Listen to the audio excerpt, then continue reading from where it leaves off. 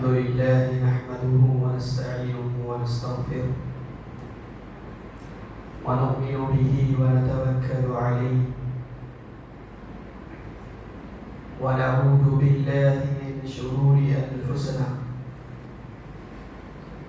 ومن سيئات أعمالنا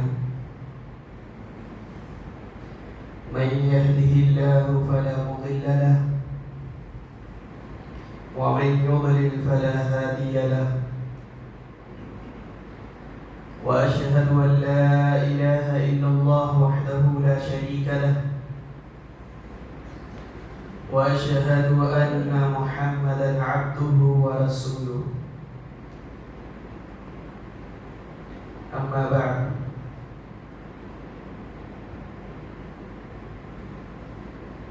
فإن خير الحديث كتاب الله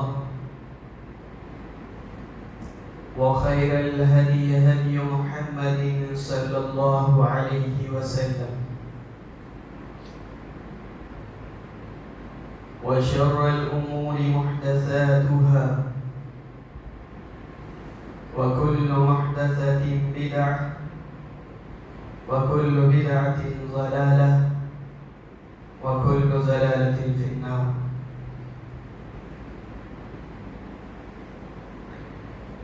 فأعوذ بالله من السميع العليم من الشيطان الرجيم من همزه ونفخه ونفثه. بسم الله الرحمن الرحيم. يا أيها الناس اتقوا ربكم الذي خلقكم من نفس واحدة وخلق منها زوجها وبث منهما رجالا كثيرا ونساء واتقوا الله الذي تساءلون به والأرحام إن الله كان عليكم رقيبا.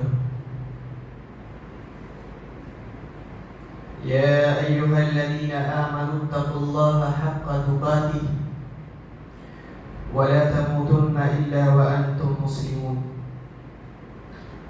يا أيها الذين آمنوا اتقوا الله وقولوا قولا سديدا يصلح لكم أعمالكم ويغفر لكم ذنوبكم ومن يطع الله ورسوله فقد فاز فوزا عظيما. فقد قال الله تبارك وتعالى في القرآن المجيد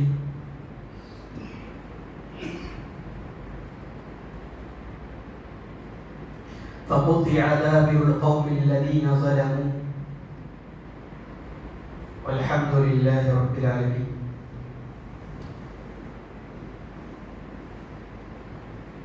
وقال الله تبارك وتعالى أيضا إذا أخذ القرى وهي ظالمة إن أخذه أليم شديد.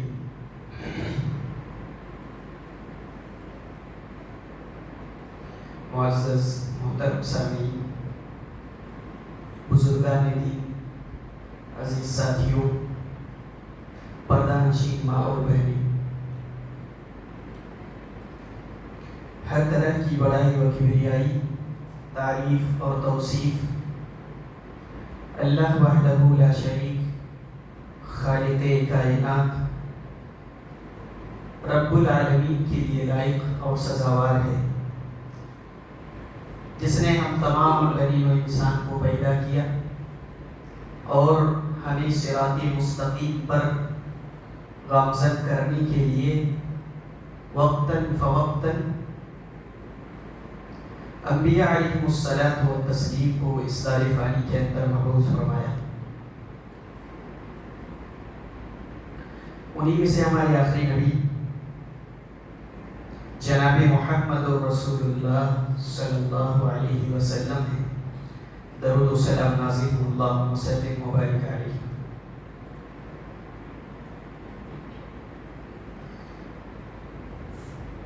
میرے بھائیوں اور بزرگوں، پردہ نشین خواتین،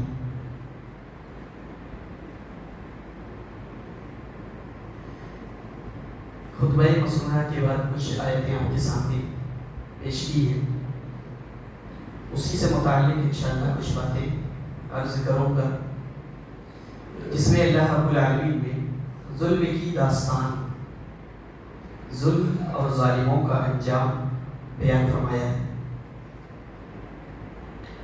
اللہ رب العالمین نے ظلم کی جو سزا رکھی ہے، یوں تو ہر گناہ، یہ دنیا کیا ہے؟ دار الامتحان ہے، یہاں آدمی آزمائش میں مبتلا ہوتا ہے اور اس کا انجام کہاں پانا ہے؟ دار الاخرہ، آخرت میں۔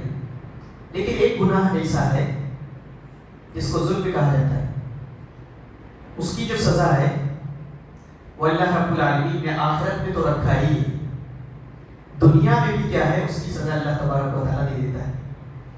کوئی ظلم کرتا ہے اور ظالم بن کر کے اور اس زمین پر دندناتا ہے، اکڑتا ہے، تو اللہ تبارک و تعالیٰ اس کے ظلم کی سزا دنیا میں بھی دیتا ہے اور آخرت میں بھی اس کے لیے دردناک سزا ہے جو اللہ رب العالمین نے تیار کر کے رکھا ہے۔ دراصل ابھی موجودہ جو حالات ہیں اور جس سچویشن اور جس حالات سے ہم گزر رہے ہیں، پوری عالمی سطح پر، ملکی سطح پر تو ہے ہی ہے، عالمی سطح پر اگر جائزہ لیں تو مسلمانوں کے حالات کچھ ایسے ہی ہیں، وہ آج سے نہیں، ایک کافی عرصے سے مظلومیت کا شکار ہے۔ لیکن یہ ایسا نہیں کہ صرف ابھی جو ہے مسلمان اس طریقے سے ظلم کی چکی میں پس رہے ہیں یا مظلومیت کا شکار ہیں یا ہر طرف ان پر ظلم و ستم کا پہاڑ ڈھایا جا رہا ہے۔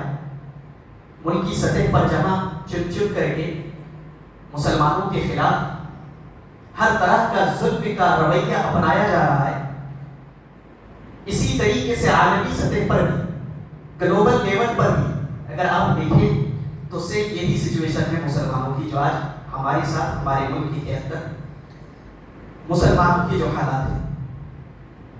تو سوال یہاں پہ یہ ہے کہ مسلمانوں کو جو ستایا جاتا ہے، مسلمانوں پہ جو مظلومیت کا دور آتا ہے اور اس سے پہلے بھی آیا ہے، اور یہ حقیقت یہ ہے کہ اول دن سے جب سے اللہ کے نبی صلی اللہ علیہ وسلم کوہ صفا پر کھڑے ہوئے اور اعلان کیا اور کہا قولوا لا الہ الا اللہ، اے لوگوں کہہ دو لا الہ الا اللہ تفلحوا، تم نجات پا جاؤ گے، تو اسی دن سے جب اللہ کے نبی صلی اللہ علیہ وسلم نے کھڑے ہو کر اعلان کیا تھا تو اسلام اور مسلمانوں کے خلاف تکلیفیں آنا اور پریشانیاں آنا، ان کو ستایا جانا اسی دن سے شروع ہو گیا تھا۔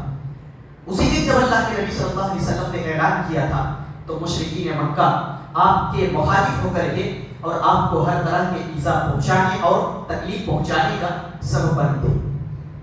تو یہ آج سے نہیں، ہر دور میں دیکھیں گے ایک ایسا دور آیا ہے، بہت سارے ایسے زمانے گزرے ہیں، بہت سارے ایسے ادوار گزرے ہیں جب مسلمانوں کو بے پناہ ستایا گیا، مسلمانوں کو مٹایا گیا، مسلمانوں کے وجود کو ختم کرنے کی کوشش کی گئی اور مسلمانوں کے وجود کو ایسے تہس نہس اور برباد کیا گیا۔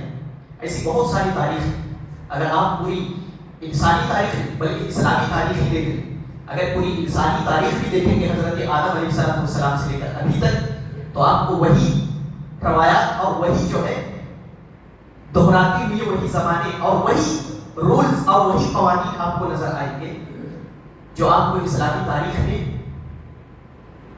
دیکھتے ہوئے نظر آئیں گے۔ تو اگر آپ پوری اسلامی تاریخ کا، اسلامی ہسٹری کا اگر آپ مطالعہ کریں گے تو آپ کو ایسے بہت سارے ادوار دکھائی دیں گے، ایسے بہت سارے وہ زمانے، وہ ایام اور وہ ادوار گزرے جن میں مسلمان مظلومیت کا شکار ہوئے۔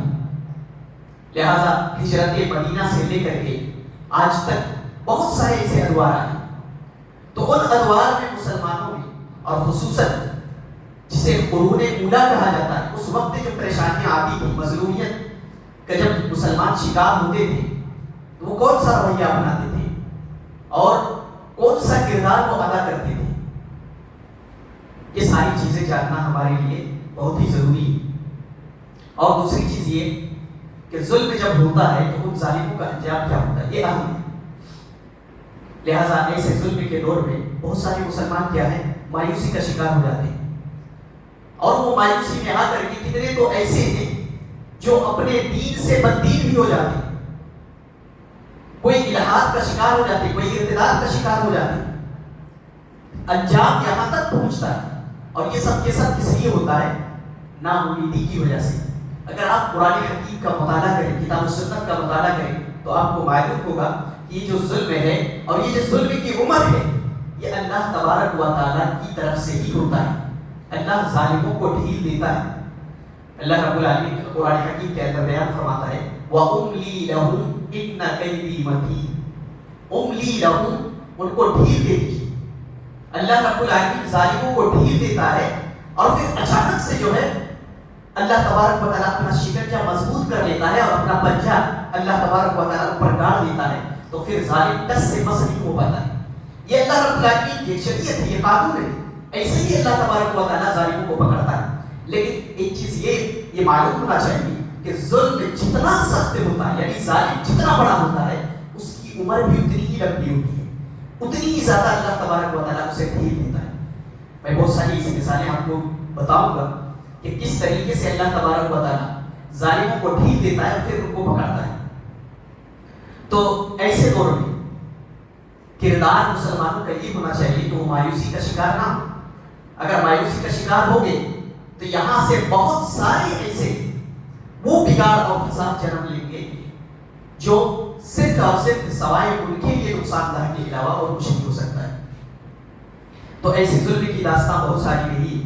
آپ دیکھیں بغداد کی سرزمین میں، وہاں پر جب حملہ ہوا اور وہاں جب مسلمانوں کو طاقت و تاراج کیا گیا اور تاتاریوں نے مسلمانوں کی گردنیں اڑائی اور ہزاروں مسلمانوں کو وہاں پر قتل کیا گیا، وہاں مسلمانوں کے خون سے زمین کو سرخ کر دیا گیا۔ مورخین نے لکھا ہے کہ دریائے دجلہ کا پانی مسلمانوں کے خون سے سرخ ہو گیا تھا۔ وہاں پورے کے پورے طور پر مسلمانوں کو ملیامین کرنے کی کوشش کی اور اتنے مسلمانوں کو مارا گیا، اتنے مسلمانوں کو قتل کیا گیا کہ پورے دریائے دجلہ کا پانی جس میں پانی بہ رہا تھا، وہاں مسلمانوں کا خون بہ رہا تھا اور پورا پانی سرخ ہو گیا تھا۔ یہ دراصل مسلمانوں کو صرف مٹانے کی نہیں، مسلمانوں کی جو تعمیر و ترقی تھی، ان کے جو تعمیر و ترقی کے مراحل تھے، ان کو بھی مٹانے کی کوشش کی۔ مورخین نے لکھا ہے کہ جس طرح دریائے دجلہ کا پانی مسلمانوں کے خون سے سرخ ہو گیا تھا اور خون کی ندیاں بہ رہی تھی، وہ صرف مسلمانوں کے ظلم سے ہوا تھا، اسی طریقے سے ان کے تعمیر و ترقی کو بھی مٹانے کی کوشش کی اور انہوں نے یہاں تک کیا کہ ان کی جو کتب خانے تھے یعنی لائبریریاں، ان کو بھی انہوں نے جلا ڈالا۔ جس طریقے سے مسلمانوں کو ختم کیا، وہاں مساجد کو برباد کیے گئے، مدارس منہدم کیے گئے اور مسلمانوں کو ہر طریقے سے برباد کیا گیا۔ لہٰذا ان کی تعمیر و ترقی کا جو اصل سبب تھا، اصل جو مرجع تھا، ان کے کتب خانے، ان کی لائبریریاں، ان کو بھی اس طریقے سے جلایا گیا کہ مورخین نے لکھا ہے کہ دریائے دجلہ کا پانی 3 دن تک تو سرخ بہتا رہا۔ اس کے بعد اتنے سارے کتب خانے جلائے گئے، اتنی لائبریریاں وہاں پہ جلائی گئی کہ وہ خون کی ندیاں کالی سیاہی مائل ہو گئی۔ پوری ندیاں جو ہے اب تک خون کے سرخ، یعنی وہ ندیاں جو خون سے سرخ ہو کر کے بہ رہی تھی، اب بالکل کالا پڑ گیا اور کالی سیاہی ہو کر کے بہ گئی۔ یہ مسلمانوں کے دراصل ان کی تعمیر و ترقی کو خاک میں ملانا تھا، یہ مسلمانوں کو تو مٹانا ہی تھا، لہٰذا ان کی تعمیر و ترقی کو بھی اس طریقے سے خاک میں ملایا گیا اور ان کو خاک کے گرد و غبار کے حوالے کر دیا گیا۔ اب دیکھیں اندلس کا شہر، یہی وہ اندلس ہے جسے عصر الذہبی کہا جاتا ہے۔ یہ مسلمانوں کا بہترین اور سنہرا دور ہے، تعمیر و ترقی کا سب سے بلند مرحلہ اگر کہیں پایا جاتا ہے تو وہ اندلس، کہ اسی دور کا اور اسی 800 سالہ اقتدار کے دور میں مسلمانوں نے وہاں پہ جو تعمیر و ترقی کی تھی، آج تک جو ہے تاریخ کے صفحات اس کے گواہ ہیں۔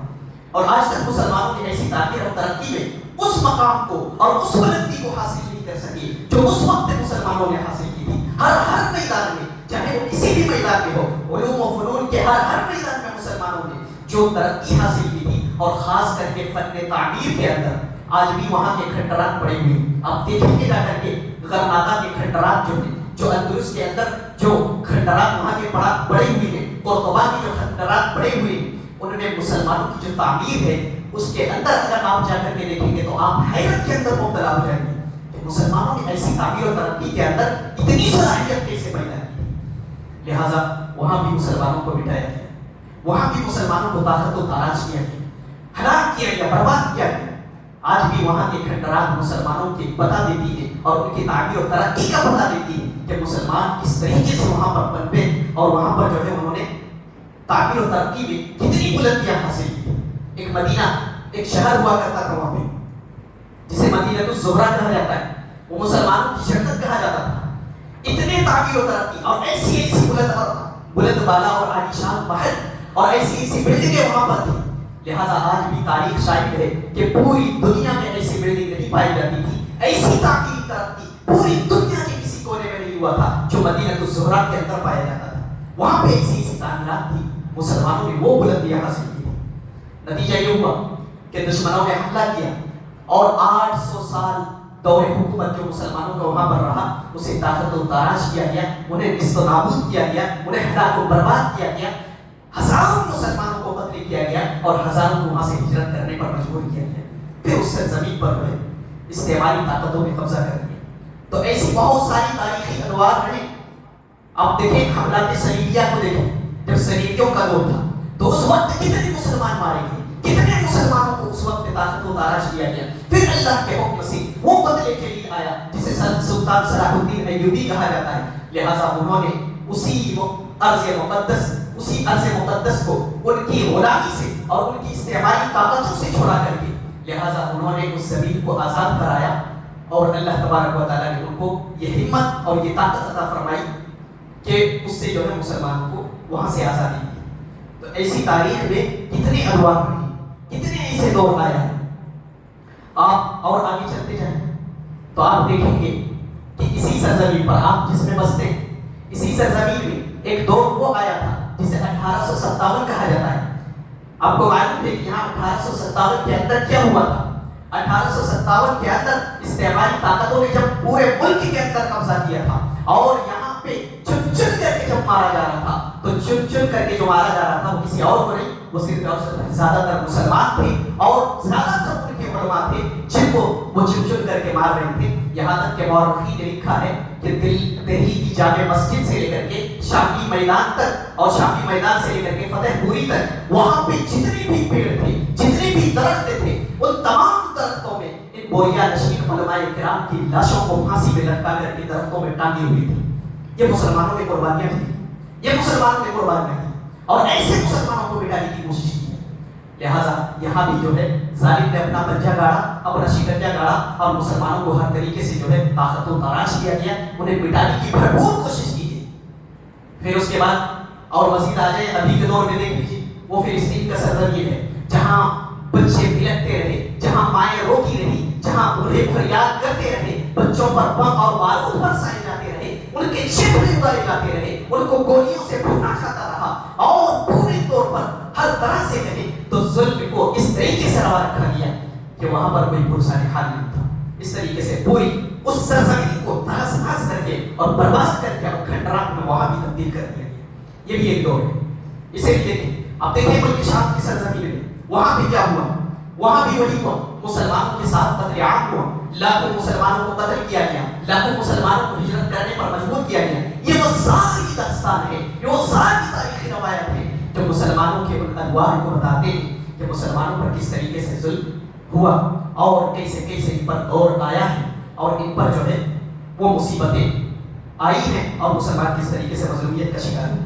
آپ اپنے ملک کے اندر دیکھ لیں، ابھی جو کچھ ہو رہا ہے اس ملک کے اندر، یہاں 1947 کے اندر آزادی ملی، ابھی 100 سالہ، ایک صدی کا دور نہیں گزرا ہے، ابھی 60-70 سالہ یہ دور گزرا ہے کہ یہاں پر پھر اسی طریقے سے ظلم اور ظلم کی انتہا اس ملک کے اندر ہو رہی ہے کہ یہاں کسی کو اس کی شناخت سے پہچان کر کے، اس کے کسی نشانی سے پہچان کر کے، ان کے کپڑوں سے پہچان کر کے، ان کے ناموں سے پہچان کر کے اور دیگر تمام چیزوں سے اس طریقے سے انہیں چن چن کر کے اور ان کے خلاف قانونی کارروائی ہوتی ہے۔ اب قانون تو چھوڑیے، قانون تو بنا ہی سب کے لیے، لیکن قانون کو اپنے ہاتھ میں لے کر کے اور ان کے خلاف ہر طریقے کا ظلم اور ہر طریقے کے ظلمیت کا کہیں تو مسلمان آج ہر طریقے سے ظلم کا شکار ہو رہے ہیں۔ تو یہ ہر دور میں رہا ہے میرے بھائی کو۔ ایسے وقت میں اللہ تبارک و تعالیٰ کے دین کی طرف ہمیں رجوع کرنے کی ضرورت ہے۔ اگر آپ پوری تاریخ میں دیکھیں اور خاص کر کے ہمارے لیے جو مصدر ہے، مصدر کی حیثیت رکھتی ہے، ہمارے لیے جو آئیڈیل اور نمونے کی حیثیت رکھتی ہے وہ ہمارے لیے کون سا دور ہے؟ قرون اولا ہے۔ لہذا قرون اولا میں اگر آپ دیکھیں گے اس وقت جب مسلمانوں کو ستایا گیا، اس وقت جب مسلمانوں پر پریشانیاں آئیں تو انہوں نے کیا کیا تھا؟ لہذا وہ اللہ تبارک و تعالیٰ کی طرف انہوں نے رجوع کیا، اس دین کو انہوں نے مضبوطی کے ساتھ تھاما، قرآن و سنت کو مضبوطی کے ساتھ تھاما اور انہوں نے صبر سے کام کیا، اللہ کی طرف التجا انہوں نے کی، اللہ کے طرف پہ آئے اور اللہ تبارک و تعالیٰ سے اپنے رشتے کو اور مضبوط کیا۔ اور سوائے اس حل کے اس روئے زمین پر مسلمانوں کے لیے کوئی دوسرا حل نہیں ہے۔ آج ہر طرح کے مسلمان، ہر طرح کی پوری دنیا کے اندر سیاست میں حصہ لے رہے ہیں اور اسی طریقے سے اقتصادیت میں حصہ لے رہے ہیں، ہر میدان میں وہ اپنے آپ کو قوی بنانے اور اپنے آپ کو طاقتور بنانے کی کوشش کر رہے ہیں۔ لیکن قرآن و سنت نے جو اصول پیش کیا، اگر نہیں اپنانا ہے اور نہیں اس اصول کو اپنانا ہے تو وہ صرف اور صرف وہ جو قرآن و سنت بیان کرتا ہے، اور جب تک اس اصول کو نہ اپنایا جائے جو قرآن و سنت بتاتا ہے، لہذا دنیا بھر کی ساری سیاسی طاقتیں حاصل کر لیجیے، دنیا بھر کی ساری اقتصادیت آپ کے حوالے اور آپ کے پاس ہو اور ہے بھی مسلمانوں کے پاس، لہذا ان سب سے کچھ نہیں ہونے والا جب تک کہ آپ قرآن و سنت کے بتائے ہوئے اصول پر عمل نہیں کرتے۔ تو مظلومیت کا دور ہر زمانے میں رہا ہے، اور اس سے پہلے تاریخ اسلامی کو چھوڑیں، اس سے پہلے بھی دیکھیں ایک ظالم فرعون کی شکل میں آیا تھا، اس نے بے شمار ہزاروں کی تعداد میں مسلمانوں کو قتل کیا، بنی اسرائیلیوں کو، ان کے بچوں کو قتل کیا گیا، بوڑھوں کو برباد کیا گیا، عورتوں کو بھی قتل کیا گیا، اتنا بڑا ظالم کہ جس کا تذکرہ اللہ نے قرآن حکیم کے اندر کیا ہے، اتنا بڑا ظالم جو کہتا تھا انا ربکم الاعلی، میں سب سے بڑا۔ ایسے ظالم، اتنے بڑے ظالم کو بھی دنیا نے دیکھا اور اس نے بھی ظلم کیا تھا، نتیجہ کیا ہوا؟ اللہ تبارک و تعالیٰ بیان فرماتا ہے فَالْيَوْمَ نُنَجِّيكَ بِبَدَنِكَ لِتَكُونَ لِمَنْ خَلْفَكَ آیَةً، کہ ہم نے اس کے وجود کو نجات دیا، اس کے وجود آج تک گلا نہیں، آج تک سڑا نہیں۔ اللہ تبارک و تعالیٰ فَالْيَوْمَ نُنَجِّيكَ بِبَدَنِكَ، اس کے بدن کو، اس کے جسم کو باقی رکھا، اتنا بڑا ظالم جس نے زمین میں فساد مچایا، زمین میں فساد برپا کیا، اللہ رب العالمین نے اس کے جسم کو باقی رکھا۔ کیوں باقی رکھا؟ لِتَكُونَ لِمَنْ خَلْفَكَ آیَةً، اللہ نے کہا تاکہ آنے والی لوگ اس سے عبرت حاصل کریں۔ لیکن آج بھی دیکھیں ظالم کیسے دردانہ پھر اتنی ساری نشانیاں اللہ رب العالمین نے رکھی، ان تمام ظالموں کو مٹایا، جتنے بھی ظالم اس دنیا میں آئے، چاہے بغداد کو طاقت و تاراج کرنے والے وہ ظالم تاتاریوں کو اللہ تبارک و تعالیٰ نے مٹایا، اس زمین نے دیکھا ہے ان کو مٹتے ہوئے، اسی زمین پر جہاں اندلس کو تباہ اور برباد کیا گیا اور وہاں سے مسلمانوں کو جن ظالموں نے وہاں سے ان کو ہلاک اور برباد کیا، ان ظالموں کو بھی اس زمین نے مٹتے ہوئے دیکھا۔ لہذا ان صلیبی جنگوں میں جو مسلمانوں پر ظلم ہوا، ان صلیبی جنگوں میں حصہ لینے والے جو ظالم تھے ان کو بھی مٹتے ہوئے اس زمین نے دیکھا ہے۔ لہذا ہر دور میں جتنے بھی ظالم آئے ان تمام ظالموں کو اس زمین میں مٹتے ہوئے دیکھا ہے۔ فرعون کی سزا، میں نے کہا تھا کہ ظلم جتنا بڑا ہوتا ہے اور وہ جتنا مضبوط ہوتا ہے، اللہ تبارک و تعالیٰ اس کی عمر اتنی ہی لمبی کرتا ہے۔ دیکھیے فرعون کو کتنا اس زمین پر کتنی دور اور کتنا سال اس نے حکومت کی، 1200 سال تک اس زمین پر زندہ رہا، 1200 سال تک، اور 1200 سال تک وہ اس زمین پر فساد برپا کرتا رہا، ظلم اور ظلم کرتا رہا، اور اس زمین کو جو ہے اس نے اپنے ظلم و ستم سے بھر دیا تھا 1200 سال تک۔ پھر 1200 سال کے بعد وہ اپنے حجاب کو پہنچا اور اللہ تبارک و تعالیٰ نے اسے ایسے بدترین موت عطا کی کہ پوری دنیا اور قیامت تک کے لیے اللہ رب العالمین نے اسے نشانی عبرت بنائی۔ پھر دیکھیں ایک ظالم نمرود کی شکل میں آیا تھا جو کہتا تھا کہ میں رب ہوں، اور وہ بھی خدائی کا دعویٰ کرتا تھا، اپنے سامنے لوگوں کو جھکنے پر مجبور کیا کرتا تھا، لہذا اپنے سامنے لوگوں کو جھکنے کے لیے کہتا تھا، اپنے پاؤں میں اسے جھکنے پر مجبور کرتا تھا۔ لہذا مفسرین نے لکھا ہے کہ یہی وہ نمرود ہے جسے اللہ تبارک و تعالیٰ نے ایسی ذلت آمیز موت عطا کی، اسے ایسی موت مرا کہ وہ بھی قیامت تک کے لیے نشانی عبرت بن گیا۔ یہی وہ نمرود ہے کہ اللہ تبارک و تعالیٰ کے حکم سے ایک مچھر اس کے ناک کے راستے سے اس کے دماغ تک پہنچی، ایک مچھر تھا، ایک چھوٹا سا مچھر اس کے ناک کے راستے سے دماغ کو پہنچا، اور وہ مچھر جب اس کے دماغ کو کاٹتا تھا تو مورخین نے لکھا ہے کہ وہ اسے جو ہے اس کے سر کو مارا جاتا تھا، اور جب اسے کے سر کو مارا جاتا تھا تو اسے تھوڑا سا سکون ملتا تھا کیونکہ وہ مچھر کاٹنا اسے بند کر دیا۔ لہٰذا جب وہ مچھر اسے کاٹتا تو اس کے پاؤں میں جو جوتے تھے بڑے بھاری بھرکم جوتا پہنا کرتا تھا، لہٰذا اپنے درباریوں سے کہتا کہ جوتے اٹھاؤ اور میرے سر کو مارو۔ جب جوتوں سے اس کے سر کو مارا جاتا تھا تو اسے سکون آتا تھا، اور اسی طریقے سے جوتے کھاتے ہوئے اس دنیا سے وہ رخصت ہوا اور وہی جو ہے اس کے موت کا سبب بنا. تو ایسے ایسے ظالموں کو اللہ تبارک و تعالیٰ نے ان کے انجام تک پہنچایا. تو اللہ رب العالمین یہ کہہ رہا ہے قرآن حکیم کے اندر کہ فَلَا تَحْسَبَنَّ اللَّهَ غَافِلًا عَمَّا يَعْمَلُ الظَّالِمُونَ. کہ لوگوں ہر کوئی یہ دلاسا ہے ہر ان تمام لوگوں کے لیے, یہ اللہ تبارک و تعالیٰ کی طرف سے ایک امید ہے ان تمام لوگوں کے لیے جو بھی ظلم کے اندر مظلومیت کا شکار ہے, چاہے وہ مسلمان ہو چاہے کوئی اور ہو. اللہ رب العالمین کیا کہہ رہا ہے؟ لا تحسبن اللہ غافلا عما يعمل الظالمون. اے لوگوں, اے مسلمانوں, تم گمان نہ کرنا, تم یہ مت سوچ لینا کہ جو کچھ ظالم اس زمین پر کر رہے ہیں اللہ تبارک و تعالیٰ کیا ہے اس سے غافل ہے. اللہ رب العالمین اس سے غافل نہیں ہے. جو کچھ ظالم اس زمین پر جو کر رہے ہیں, اس زمین پر جو تباہی ہو رہی ہے, اس زمین پر جو بربادی ہو رہی ہے, اور جو کچھ اپنے طاقت کے نشے میں, اپنے کرسی کے نشے میں, اپنے منصب کے نشے میں اور اپنے عہدے کے نشے میں آ کر کے جو کچھ اس زمین پر ظلم کیا جا رہا ہے, اللہ رب العالمین کیا کہہ رہا ہے؟ فلا تحسبن اللہ غافلا عما يعمل الظالمون. اے لوگوں, تم اللہ کو غافل مت سمجھنا کہ جو کچھ یہ ظالم کر رہے ہیں اللہ تبارک و تعالیٰ اس سے غافل ہے. نہیں, اللہ رب العالمین اس سے غافل نہیں ہے. اور کہ تو ان ظالموں سے جتنے بھی ظالم اس زمین پر آئے ہیں, دیکھو آنکھ اٹھا کر کے کوئی اس زمین پر باقی نہیں رہا ہے. فرعون مٹا ہے, شداد گیا ہے, قارون گیا ہے, اسی زمین سے نمرود کو مٹتے ہوئے دیکھا گیا ہے, کوئی اس زمین پر باقی نہیں رہا ہے. اللہ رب العالمین یہ ساری تاریخی روایات بیان کر کے یہ بتانا چاہ رہا ہے کہ دیکھو ان ظالموں کو وہ اپنے انجام تک پہنچے ہیں, تو آج جو ظلم اس زمین پر کر رہے ہیں وہ کیسے باقی رہیں گے؟ کوئی ظالم اس زمین پر باقی نہیں رہا. ہاں, اللہ رب العالمین نے ان کو مہلت دی اور کہا ان بطش ربک لشدید. اے لوگوں, یاد رکھنا کہ جب اللہ پکڑتا ہے تو کسی کو چھوڑتا نہیں, اس کی پکڑ بڑی سخت ہوتی ہے. یہ دنیا کی تاریخ ہے, یہ دنیا کا واحد ریکارڈ ہے کہ اگر کبھی اللہ نے کسی کو پکڑا ہے تو وہ پکڑ کبھی کسی نے چھوڑا نہیں سکا. ایک پکڑ ہے دنیا کی, ایک ایسی پکڑ ہے جو کبھی کسی نے چھوڑا نہیں سکا ہے. اللہ رب العالمین کا ان بطش ربک لشدید, جب بھی میں کسی کو پکڑا ہوں اس نے کبھی چھوڑا نہیں پایا اپنے آپ کو.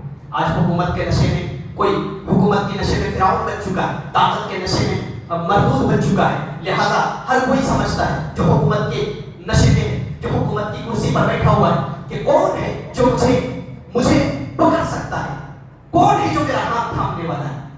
لہذا انہیں نہیں پتا کہ وہ ہے جو عرش پر بیٹھا ہوا اور سب کو دیکھ رہا ہے, سب کو دیکھ رہا ہے. وہ اللہ تبارک و تعالیٰ جس کے بارے میں کہتا ہے انہم یرونہ بعیدا. اللہ تبارک و تعالیٰ کہہ رہا ہے اگرچہ آج تمہیں نہیں پکڑ رہا ہے لیکن یاد رکھو وہ دن آ رہا ہے. انہم یرونہ بعیدا ونراہ قریبا. اللہ رب العالمین کہہ رہا ہے وہ اسے دور دیکھتے ہیں, ان کو لگتا ہے ابھی تو بہت دور ہے قیامت کا دن, جب آئے گا تب دیکھا جائے گا. اللہ رب العالمین کہہ رہا ہے انہم یرونہ بعیدا ونراہ قریبا, ہم اسے پاس دیکھتے ہیں, ایسے دیکھتے ہیں جیسے ابھی ہونے والا ہے. انہم یرونہ بعیدا, وہ اسے دور دیکھتے ہیں, ونراہ قریبا, اور ہم اسے ابھی دیکھتے ہیں. اسی لیے اللہ رب العالمین نے بیان فرمایا اقتربت الساعة وانشق القمر. اے لوگوں, چاند پھٹ گیا, قیامت قریب آ گئی, چاند تو ٹکڑے ہو گیا. یعنی کہ اللہ رب العالمین نے قیامت آنے والی ہے یا قیامت آئے گی. اللہ رب العالمین نے کہا اقتربت الساعة وانشق القمر. اے لوگوں, قیامت آ چکی, قیامت قریب ہو چکی ہے. وانشق القمر, چاند پھٹ چکا ہے, چاند ریزہ ہو چکا ہے. اسی لیے اللہ رب العالمین نے کہا انہم یرونہ بعیدا, وہ اسے دور دیکھتے ہیں, ونراہ قریبا, ہم اسے قریب دیکھتے ہیں. یوم تکون السماء کالمہل, جس دن آسمان پگھلے ہوئے تانبے کی طرح ہو جائے گا. وتکون الجبال کالعہن, اور زمین جو ہے زمین ریزہ ہو جائے گی, اور باہر جو ہے روئی کے گالوں کی طرح اڑتے پھرنے لگیں گے. جس روئی بکھرا ہوا روئی جس طریقے سے اڑتا ہے, اللہ تبارک و تعالیٰ بیان فرماتا ہے وتکون الجبال کالعہن, اور باہر اسی طریقے سے ریزہ ہو کر کے اور روئی کے ان ذرات کی طرف اڑتے پھریں گے. یہ وہ دن ہوگا. اللہ رب العالمین کہتا ہے اس دن کیا ہوگا, اس دن کیا ہوگا؟ اللہ رب العالمین کی عدالت قائم ہوگی. اللہ رب العالمین کی عدالت اس دن قائم کی جائے گی, اور اللہ تبارک و تعالیٰ بیان فرماتا ہے ان تمام ظالموں کو وہاں بلایا جائے گا. اللہ کے حبیب صلی اللہ علیہ وسلم فرماتے ہیں اس دن اللہ رب العالمین اعلان کرے گا, کیا کہے گا؟ این الجبارون, کہاں ہے زمین پر ظلم کرنے والے؟ این الجبارون, جب زمین پر ظلم اور جبر کرنے والے, اس زمین کو زمین میں فساد مچانے والے, اس زمین میں بگاڑ پیدا کرنے والے, سب سے پہلے اللہ تبارک و تعالیٰ ان لوگوں کو بلائے گا, کہے گا بلاؤ ان لوگوں کو جو زمین میں ظلم کیا کرتے تھے. این الجبارون, این المتکبرون, پھر اللہ رب العالمین ان کو بلائے گا جو زمین میں تکبر کیا کرتے تھے, اتراتے تھے, جو اپنے گھمنڈ میں کہتے تھے میں سب سے بڑا رب ہوں, جو اپنے گھمنڈ میں اور اپنی طاقت کے نشے میں کہتے ہیں کوئی نہیں ہے جو مجھے پکڑنے करने वाला है? कौन है जो मुझे पकड़ सकता है? मेरा हाथ तो बहुत लंबा है, मेरे हाथ में तो बहुत ताकत है, लिहाजा कोई नहीं पकड़ सकता। अल्लाह रब्बुल आलमीन कहेगा ऐनल जब्बारून ऐनल मुतकब्बिरून, कहाँ है वो जो ज़मीन में जुल्म और जबर किया करते थे? ऐनल मुतकब्बिरून, कहाँ है वो जो ज़मीन में अकड़ कर चलते थे, जो ज़मीन में इतराया करते थे? फिर आखिर में अल्लाह रब्बुल आलमीन कहेगा ऐनल मुलूकुल अर्ज़, कहाँ है वो ज़मीन के बादशाह? कहाँ है वो ज़मीन के बादशाह जो अपनी ताकत के नशे में चूर थे, जो अपनी कुर्सी के नशे में चूर थे, जो अपने ओहदे और मनसब के नशे में चूर थे और लोगों पर जुल्म किया करते थे? अल्लाह रब्बुल आलमीन कहता है ऐनल मुलूकुल अर्ज़, कहाँ है वो ज़मीन में अपनी बादशाहत जमाने वाले? बुलाओ सबको। अल्लाह तबारक व तआला उसके सबको बुलाएगा और कहेगा बताओ लिमनिल मुल्कुल यौम, आज बादशाहत किसकी है? आज कंट्रोल किसका है? आज हुकूमत किसकी है? बताओ आज किसकी हुकूमत है? आज किसकी हुकूमत है? आज किसका कंट्रोल है? क्या तुम छुड़ा सकते हो अपने आप को अपनी ताकत के नशे में जो उस दिन जब तुम दुनिया के अंदर छूट थे? क्या आज तुम्हारी ताकत तुम्हें बचा सकती है? क्या आज तुम्हारा तकब्बुर तुम्हें बचा सकता है? क्या आज तुम्हारी बादशाहत तुम्हें बचा सकती है? अल्लाह तबारक व तआला उस दिन ऐलान करेगा और कहेगा बताओ लिमनिल मुल्कुल यौम, आज बादशाहत किसकी है? फिर अल्लाह उसका जवाब देगा और कहेगा अनल मलिक, आज मैं सिर्फ बादशाह। आज बादशाह किसकी है? अनल मलिक, आज बादशाह मैं हूँ, आज कंट्रोल मेरा है, आज ताकत मेरी है, आज कोई कुछ नहीं कर सकता। उस दिन अल्लाह की इजाजत के बगैर कोई आवाज तक नहीं निकाल सकता है। तो अल्लाह रब्बुल आलमीन इन तमाम रवायात को और इन तमाम तारीखी वाक़ियात को कुरान हकीम के अंदर बयान करके उन तमाम जालिमों को ये बतलाना चाहता है कोई भी जालिम इस ज़मीन पर जो आया है उसकी बका हमेशा नहीं रही है। और आप अपने आंखों के सामने एक जालिम को और मिटते हुए और ऐसे बेबस और लाचार देख रहे हैं जिसने कभी मुल्क शाम के अंदर हजारों मुसलमानों को कत्ल किया, यमन बर्बाद किया, लेबनान बर्बाद किया, फिलिस्तीन को ताराज किया। आज वो भी इसी तरीके से कुत्ते की मौत मर रहा है और आप अपनी आंखों से देख रहे हैं। ये सब के सब जालिमों का अंजाम है, ये उनके कैफर इक़्तिदार तक अल्लाह तबारक व तआला ने पहुंचा है। मेरे भाइयों, ये जालिमों का अंजाम है और जालिम जुल्म जब इस ज़मीन पर पनपता है तो फिर वो मिटता है। इसलिए आप मायूसी का शिकार ना हो। जब जुल्म हुआ है अल्लाह तबारक व तआला ने जालिमों को मिटाया है और ऐसे मिटाया है। अब देखिए एक जालिम बशार अल-असद की शक्ल में उसी शाम की सरजमीन में जिसने बेपनाह जुल्म किया और वहीं पर लाखों मुसलमानों को कत्ल किया गया। नतीजा क्या हुआ? वो वहां से भागने पर मजबूर हुआ, उनके चेले चपाटों को वहां पे फांसी दी गई और वो ऐसे लाचार और बेबस हुए कि वहां उनका कोई पुरसाने हाल नहीं था।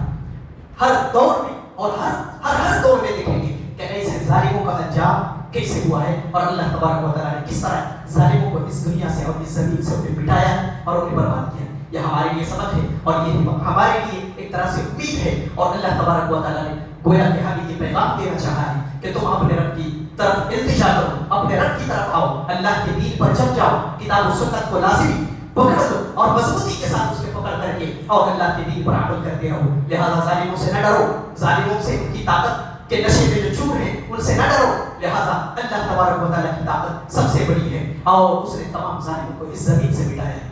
और यही अल्लाह तबारक व तआला की वो बातें जो हमें हमारे अंदर जो है एक तरह से ताकत पैदा करती है, उम्मीद पैदा करती है और तमन्ना पैदा करती है। मेरे भाइयों, तो ऐसे वक्त में हमें वो किरदार अपनाना चाहिए जो खैरुल कुरून में हमारे नबी सल्लल्लाहु अलैहि वसल्लम ने अपनाया, सहाबाए किराम ने अपनाया और सहाबाए किराम के बाद जो ताबीईन थे, तबे ताबीईन थे, उन्होंने अपनाया। लिहाजा उसी रवैये को, उसी किरदार को हमें अपनाने की जरूरत है। आखिर में अल्लाह रब्बुल आलमीन से दुआ करूं कि मौला करीम जहां भी आज दुनिया के अंदर, मुल्क के अंदर जहां जहां मुसलमानों पर जुल्म हो रहा है, ए अल्लाह तू उन तमाम जालिमों को उनके अंजाम तक पहुंचा और मुसलमानों की खास करके तो उनके जुल्म से नजात दे और ऐसे जालिमों को उनके अंजाम तक पहुंचा करके उन्हें कैफर किरदार तक पहुंचा।